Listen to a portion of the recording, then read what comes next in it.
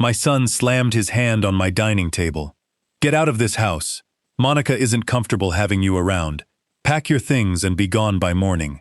His wife stood beside him, smirking, fingering the $20,000 necklace I'd bought her a month before. I said nothing. The next morning I walked out, and I took $5 million with me. 1 week later, they were on their knees, begging. I'm Harrison, 70 years old, and I'm still healing from wounds my own family carved into me. Before I tell you how I destroyed the 2 people who tried to destroy me, tell me where you're watching from, and if you've ever had to stand up to family who underestimated you, hit that like button now. I built coal-heavy machinery out of nothing but a rusted tractor and 40 years of stubbornness. I gave my son Bradley every comfort I never had: a mansion, a private education, hands that had never known a callus. That night, staring at his soft, perfectly manicured fist, resting on the oak table my late wife Martha and I bought with our first week's wages, I understood something had rotted inside him. Monica stood just behind him, not uncomfortable at all, triumphant. I looked at my own scarred hands, the map of 40 years spent breathing diesel fumes so my son would never know hunger. Then I nodded once, said nothing, and walked upstairs. I packed 1 bag, simple clothes, and a photograph of Martha. No suits, no watches, nothing they'd bought with my money. I walked past them and out the front door without a single tear. In my truck, I opened my private banking app. Bradley and Monica thought they'd quietly hidden $5 million of company reserves in a blind trust called Horizon Ventures. Untouchable, fully under their control. They had no idea who built the system they were trying to rob. I found the founder's override, entered my biometrics, and hit execute. $5 million, clawed back into my personal trust in 3 seconds. I watched their silhouettes in the kitchen window, toasting their victory with champagne they could no longer afford. Then I drove away. But to understand why I had to do that to my own son, you need to go back 3 months, to a lie about a tape measure that unraveled everything. It started on an ordinary Tuesday. I came home early and heard a strange beeping from my private study, a room no one was allowed to enter. Through the cracked door, I saw Monica holding a laser tape measure, jotting numbers into a notebook, completely absorbed. When I stepped in, she spun around, startled, then recovered instantly with a practiced smile. She was measuring, she said, for a surprise. A massage chair, because my joints ached from work. It was a good lie. My joints did ache, a permanent souvenir from a 1998 ice storm when I spent 72 hours pouring concrete in freezing rain so Bradley's tuition wouldn't bounce. I thanked her and let her go. Then I picked up the laser device myself and pressed the button. The beam hit, not the empty corner by the window, but the exact inner frame of my study doors. 36 inches, the precise clearance for a hospital bed. I didn't sleep that night. The next morning I drove to the office and pulled up our reserve account. $5 million. Gone. Wired out at 2 in the morning to an external trust called Horizon Ventures. Before I could call the bank, Bradley strolled in with his coffee, calling it a tax optimization strategy, insisting accounting had approved it, telling me I should be thanking him. He lied to my face without blinking. I swallowed my fury, played the tired old man, and told him it was fine. Just keep me updated. He smiled like he'd already won. Alone in my office, I found something else. My personal paper shredder jammed with a strip of watermarked bond paper. Someone had broken into my locked sanctuary at night. I locked the door, lowered the blinds, and spent 3 grueling hours reconstructing the shredded pages like a forensic investigator. What emerged nearly stopped my heart. A confirmation letter from the Sterling Neurological Institute, scheduling an evaluation for severe cognitive decline and dementia. My name, my birth date, a fabricated history of confusion and paranoia. The requesting party, Bradley Cole.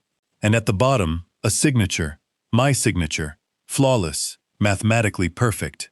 I never signed it. They weren't just stealing my money.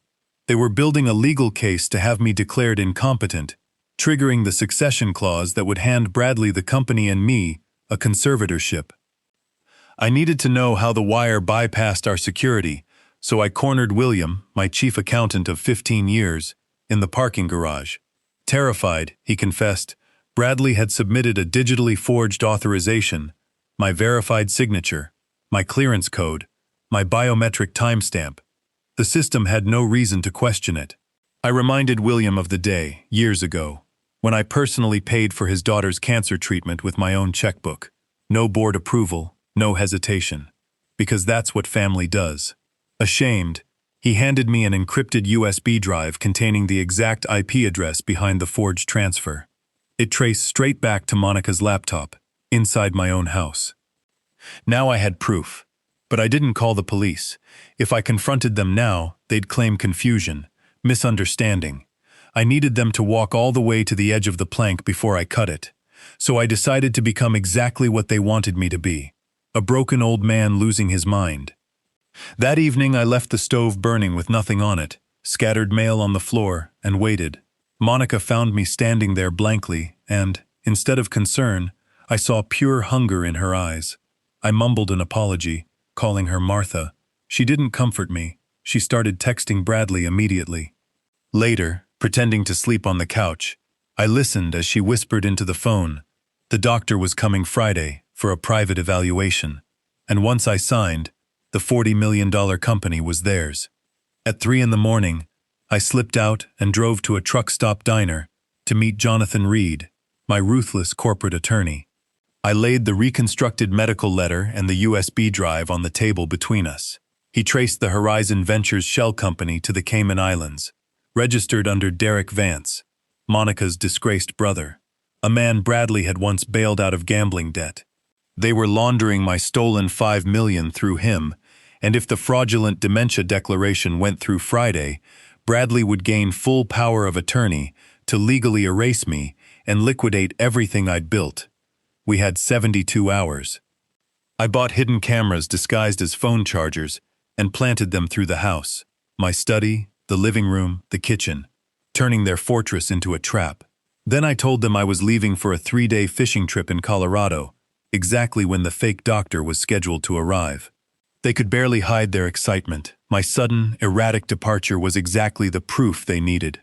I drove 2 miles down the road, checked into a cheap motel, and watched everything unfold live on my laptop.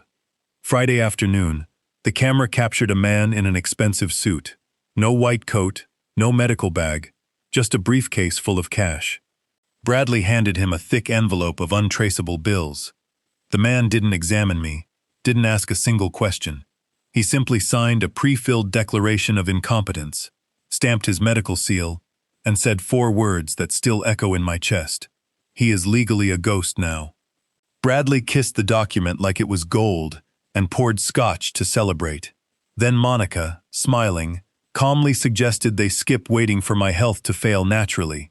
She'd already toured a underfunded state psychiatric facility near the border where, with the right medication, I'd forget my own name within a month. I sat in that motel room and felt something in me go permanently cold. The father who once carried his feverish 5-year-old son 4 miles through a blizzard to save his life was dead, murdered by that same boy's greed. I called Jonathan. It's time. Initiate the founder's protocol. 20 years earlier, when I incorporated the company, I'd secretly built a kill switch into the founding charter, a clause giving me, and only me, the unilateral power to freeze, reverse, and seize any transfer if I suspected fraud. Bradley had forged a signature. He never imagined I held the detonator. I told Jonathan to prepare Bradley's termination for gross misconduct, compile a full criminal dossier, the forged signature, the laundering trail, the bribery footage, the conspiracy to institutionalize me, for the FBI, and freeze every credit line and account bearing their names. But not yet. We would let them celebrate through the weekend, let them taste the victory fully, before I pulled it all away at once. Sunday evening, I drove back to the estate. A medical transport van sat waiting outside. Inside, my belongings were dumped into garbage bags on the marble floor. Bradley stood there in a sharp suit, holding the forged declaration, telling me I was legally invisible now, that men were waiting to take me to a secure facility. Monica cooed that I'd be very comfortable there. I let them see the trembling, confused old man they expected, right up until Bradley pointed at the door and snarled, "Get out of this house!" Then I stopped playing.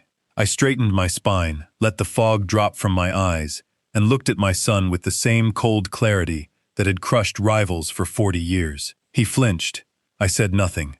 I simply picked up my bag, walked past them, climbed into my truck, and pulled up the offshore account where their stolen $5 million sat waiting. I pressed execute. The number dropped to 0 in an instant, and I drove away, leaving them standing in a mansion they no longer had any right to touch. Monday morning, Bradley strutted into headquarters expecting to take his throne.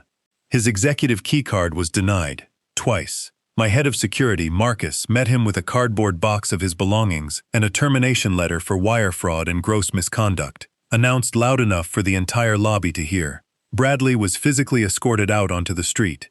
2 days later, Monica tried to buy a $15,000 watch on the corporate card, declined, then confiscated.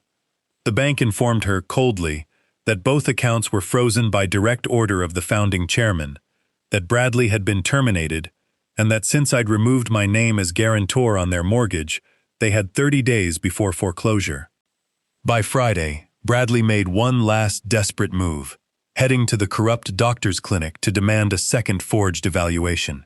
He arrived to find it swarming with FBI agents, boxes of seized records being carried out, and the doctor himself in handcuffs, already cooperating and naming Bradley as his source. Jonathan had delivered the full dossier, including the hidden camera footage of the bribe, straight to federal prosecutors. Bradley now faced a real, unappealable case for fraud and elder abuse. That Sunday night, they found me anyway, pounding on the door of a penthouse I'd quietly moved into. The arrogant executives who'd thrown me out a week earlier were gone, replaced by 2 hollow, sobbing strangers. Bradley collapsed to his knees, begging me to call off the prosecutors, saying we were family. Monica wept that they'd sign the house back over, that they'd do anything. I didn't raise my voice. I simply pulled out my phone and played back the recording of Monica's own voice, calmly describing how she'd lock me away and medicate me until I forgot my own name. Their faces went white. They finally understood I hadn't acted out of anger. I'd engineered every second of their downfall. I built an empire for you, I told my son, and you paid a stranger to erase my mind and bury me alive. You are not my family anymore. You are a bad investment, and I've cut my losses. You have 24 hours to leave my house. Then I shut the door. A week later, the bank foreclosed on the estate. Bradley and Monica were arrested, released on bail that drained what little they had left, and now await trial facing 15 years for wire fraud, forgery, and elder abuse. I went back to the only place that ever truly belonged to me, the factory floor. I pulled my old, dented hard hat from my locker, walked out among the cranes and the noise and the smell of diesel, and felt more alive than I had in years. I am 70 years old, I am alone, and I have never been more free. A real legacy isn't the walls of a mansion. It's the strength you show when the people who owe you everything try to take everything from you. Unconditional love does not guarantee loyalty. Protecting your children from hardship can, if you're not careful, raise entitled strangers instead of grateful heirs. Age is not weakness. Gray hair is not a fading mind.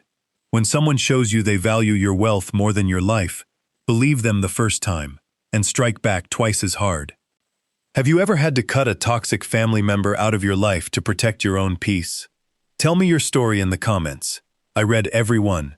If this hit you the way it hit me to live it, hit subscribe, leave a like, and I'll see you in the next one. Stay vigilant. Protect what you've built. Goodbye for now.